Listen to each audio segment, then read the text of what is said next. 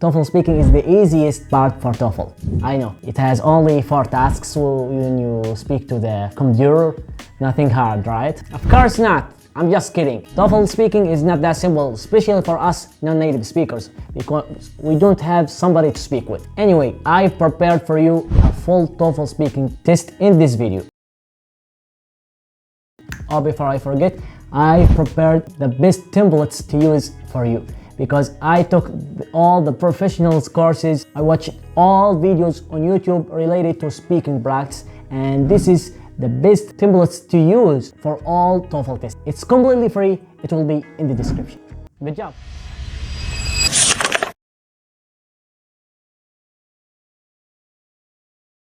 In task 1, you will be asked to speak about a familiar topic. Give yourself 15 seconds to prepare your response.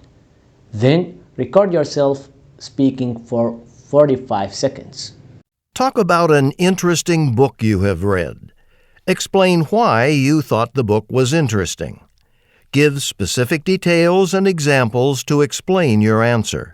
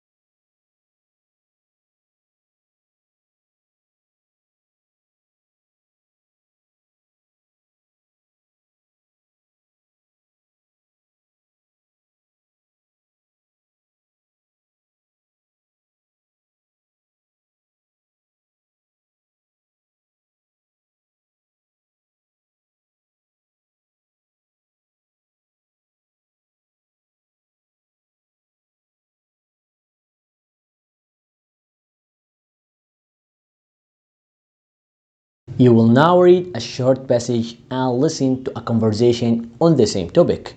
You will then be asked a question about them. After you hear the question, give yourself 30 seconds to prepare your response. Then record yourself speaking for 60 seconds. Central College is planning to renovate its dormitories.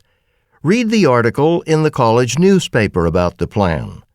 You will have 45 seconds to read the article. Begin reading now.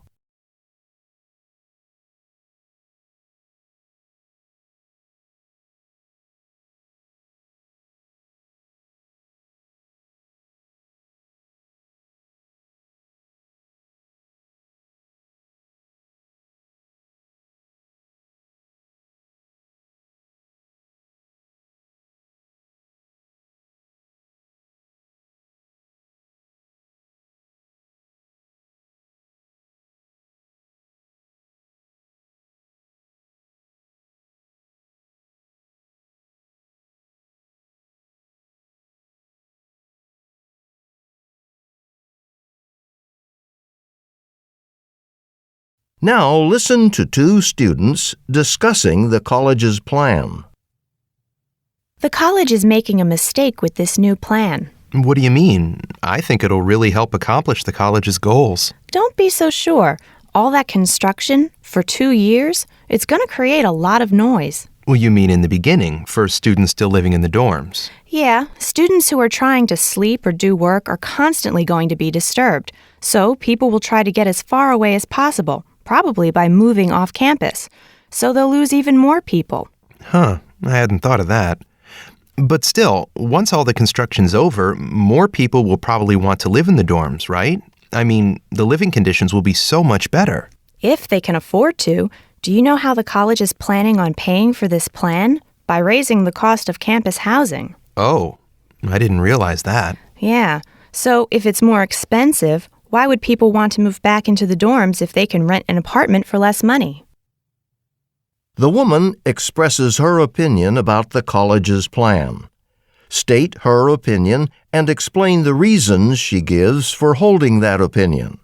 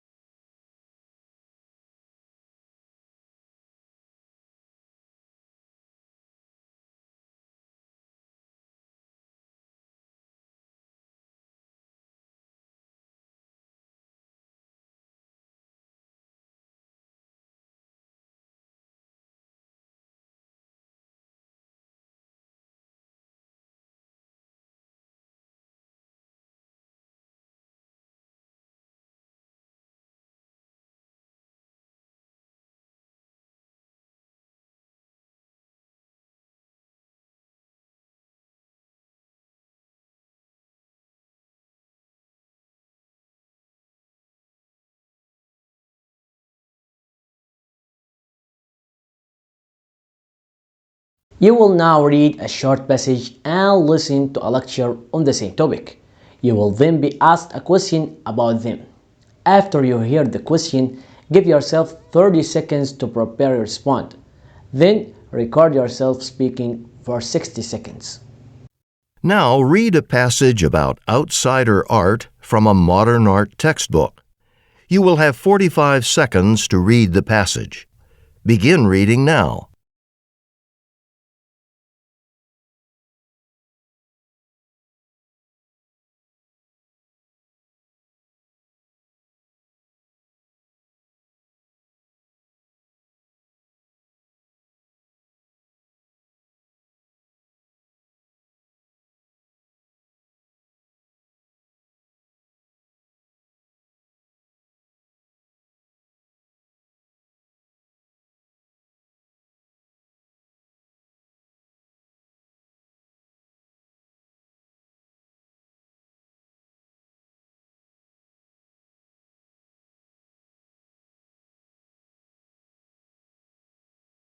Now listen to part of a lecture in an art history class.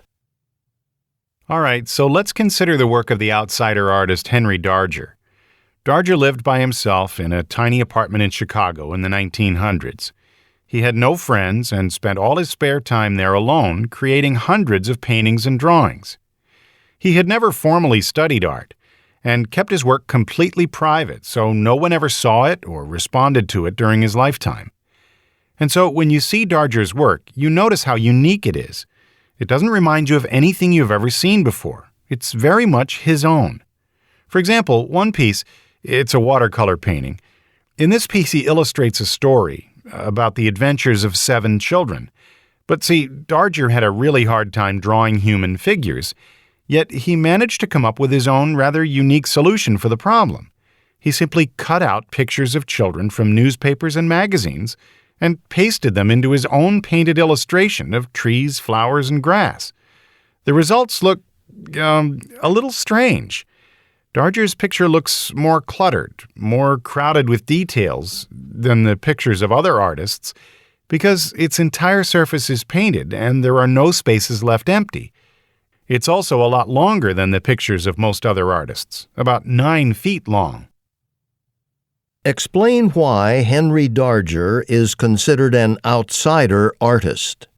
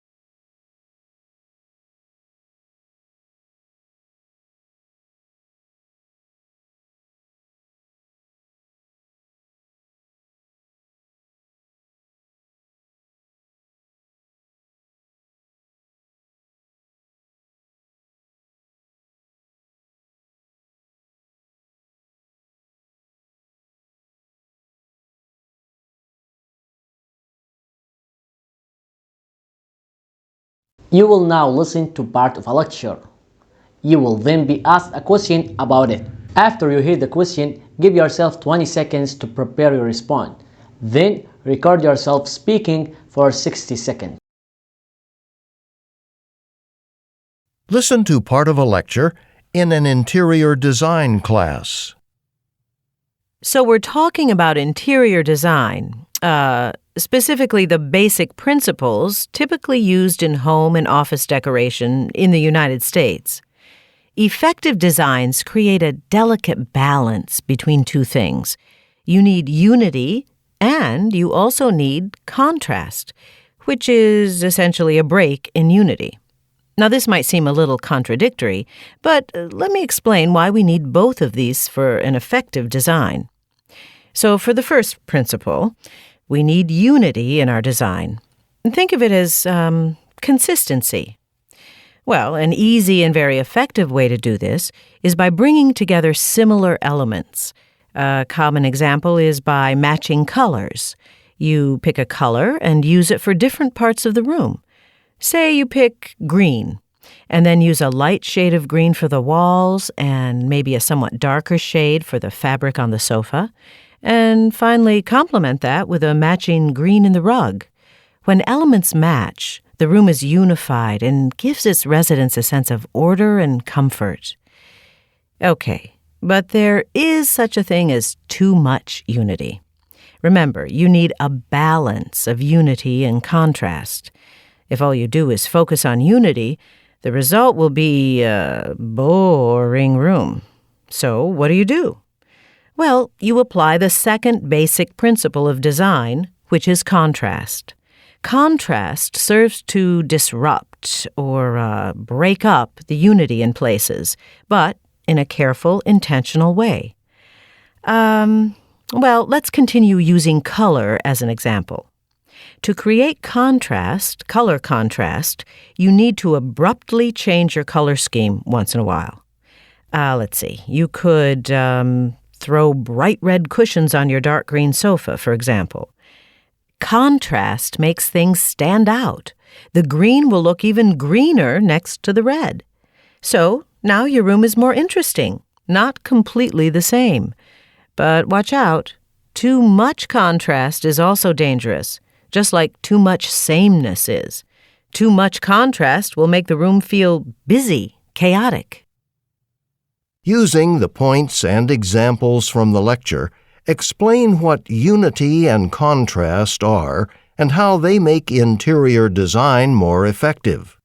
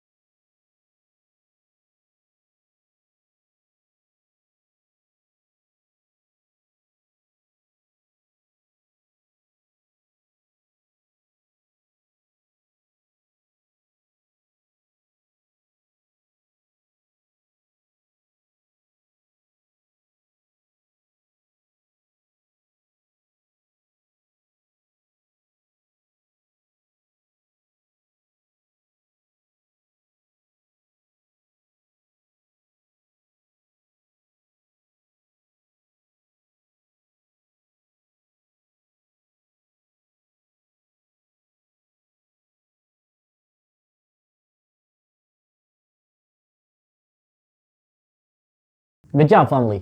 Only 20% of people complete the full video, and you are one of them, so you are special. Anyway, I've prepared more videos for you to practice more and more. Check this playlist, and I shall see you in one of them. Take care.